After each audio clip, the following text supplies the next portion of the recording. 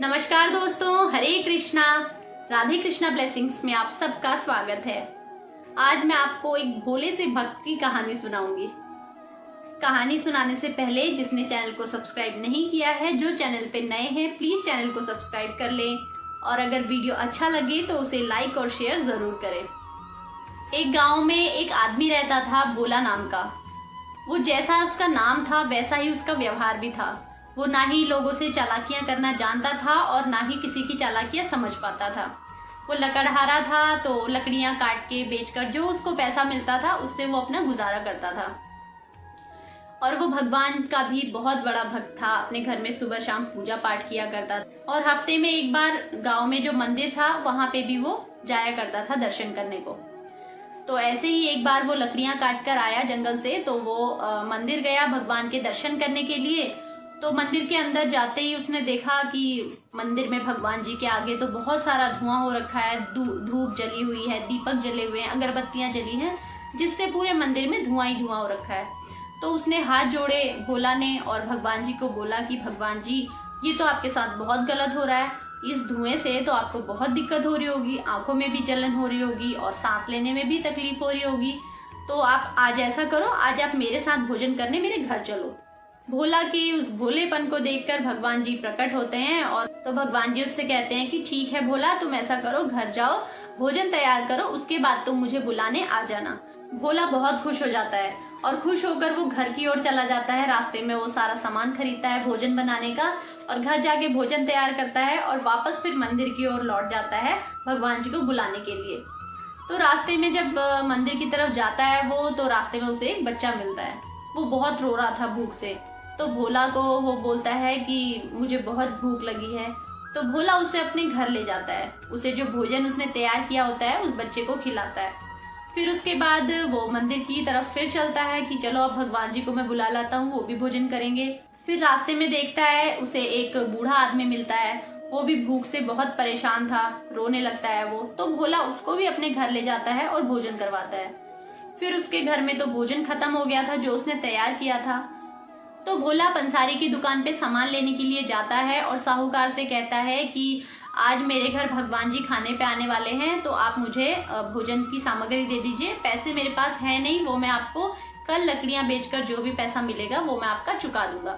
तो साहूकार उसकी मजाक बनाता है, बोलता है कि भगवान भी किसी के घर आते हैं खाने पे।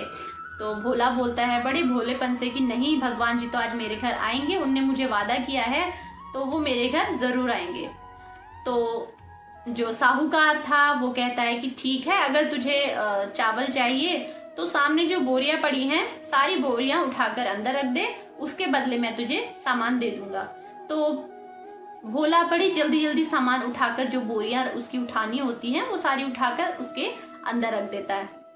उसके बदले में उसको जो खाने का अनाज था वो लेकर जाता है घर पे और उसको बनाता है। वो खाना तैयार कर देता है, फिर बड़ा खुश हो जाता है और मंदिर की ओर चलता है। बोलता है चलो अब मैं भगवान जी को बुला कर लाता हूँ और उनको भोजन करवाऊंगा। फिर जाता है वो रास्ते में, तो उसको एक बूढ़ी अम्मा मिलती है। तो वो भी भूख से बहुत परेशान थी। तो वो उस बुढ़िया को भी अपने घर ले जाता है और उन्हें प्यार से भोजन करवाता है। फिर उसके बाद जब बुढ़िया भोजन कर लेती है तो फिर उसके बाद वो दोबारा मंदिर की तरफ लौटता है और भगवान जी को बुलाने के लिए जाता है। फिर भगवान जी के पास पहुंचता है तो भगवान जी को हाथ जोड़कर बोलता है कि प्रभु चलिए मेरे घर, मैंने सारा खाना तैयार कर दिया है आपके लिए, अब आपने भोजन करना है, आप मेरे साथ चलिए। तो भगवान जी प्रकट होते हैं और बोलते हैं कि भोला, अब तो मुझे बिल्कुल भी भूख नहीं है, मैं तो नहीं खाऊंगा। नहीं प्रभु, आपने मुझे बोला था कि आप मेरे साथ चलेंगे भोजन करने के लिए, मैं आपको बुलाने आया हूँ, तो आपने चलना पड़ेगा। अब भोला बहुत जिद करने लगता है, तो जिद में भगवान उसके साथ चल देते हैं। उसके घर जाते हैं, वो थाली परोसता है भगवान जी के लिए, थाली लगाता है। तो भगवान जी बैठते हैं, फिर बोलते हैं कि भोला मुझे तो बिल्कुल भी भूख नहीं है, तुमने तो मुझे खाना खिला दिया है। तो भोला इतना भोला होता है, वो पूछता है कि प्रभु कब खिलाया मैंने आपको खाना। तो भगवान जी कहते हैं कि वो जो बालक, वो बूढ़ी अम्मा और वो जो बुढ़े बाबा थे, वो सब मैं ही तो था। तो वो भोला तो बिल्कुल भोला था, वो तो समझता ही नहीं कुछ। उसने बोला नहीं प्रभु, आपने तो खाना ही पड़ेगा खाना। तो फिर भगवान जी बोलते हैं कि ठीक है, मैं तभी खाऊंगा जब तुम भी मेरे साथ ही मेरी थाली में खाओगे। तो भोला खुश हो जाता है और भगवान जी के साथ ही बैठकर खाने लगता है। भक्त और भगवान दोनों ही एक थाली में खाना खाते हैं। जब भगवान ने खाना खा लिया तो भगवान जी चले जाते हैं। भगवान जी के जाने के बाद उस लकड़हारे के, उस भोला के दिन बदल जाते हैं। उसके पास धन धान्य की कोई कमी नहीं रहती, धीरे धीरे उसकी बहुत तरक्की होती। तो साहूकार ये सब देखता है तो वो कहता है कि मैं भी भगवान जी को अपने घर खाने पे बुलाऊंगा। तो साहूकार भी मंदिर पहुंच जाता है भगवान जी को अपने घर बुलाने के लिए और बोलता है हाथ जोड़कर, भगवान जी आप भोला के घर गए थे तो मेरे घर भी आप खाना खाने चलिए, मैं भी आपको खाना खाने पे बुलाने के लिए आया हूँ। तो भगवान जी बोलते हैं ठीक है, तुम खाना तैयार करो, उसके बाद मुझे बुलाने आ जाना। तो साहूकार जाता है अपने घर, पूरी तैयारियां करवाता है, अच्छे अच्छे नाना प्रकार के भोजन बनवाता है और पूरा मंडप सजवाता है, फूलों से तैयारी करता है, रास्ते में फूल बिछा देता है। और फिर जब सब तैयारी हो जाती है, भोजन तैयार हो जाता है, उसके बाद वो जाता है मंदिर की तरफ भगवान जी को बुलाने के लिए। तो रास्ते में जाते हुए एक भूखा बच्चा मिलता है उसे।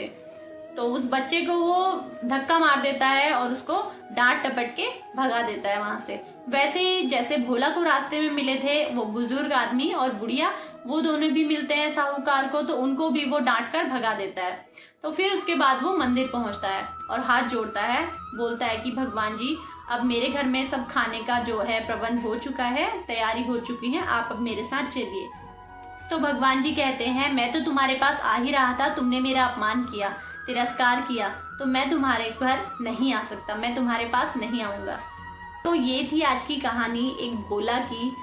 हमें सबसे पहले प्राणी मात्र के प्रति दिल में प्रेम सद्भावना होनी चाहिए, दूसरों के प्रति हमारे मन में भाव होना चाहिए। एक गरीब इंसान को, एक जरूरतमंद को हम भोजन करवाते हैं, उसकी जरूरत पूरी करते हैं, तो समझ लो हमने भगवान जी को भी भोग लगा दिया है, उनकी भी हमने पूजा कर ली है। जिस भोजन की सबसे ज्यादा जरूरत उसे है जो भूखा है, ना कि भगवान जी को। भगवान जी को तो भोग लगेगा ही।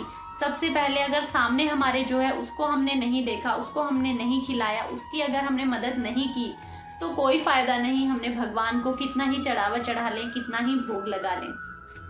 अगर वीडियो अच्छा लगे तो प्लीज लाइक और शेयर जरूर करें, चैनल को सब्सक्राइब करना ना भूलें। मिलते हैं अगले वीडियो में। धन्यवाद। हरे कृष्णा। राधे राधे।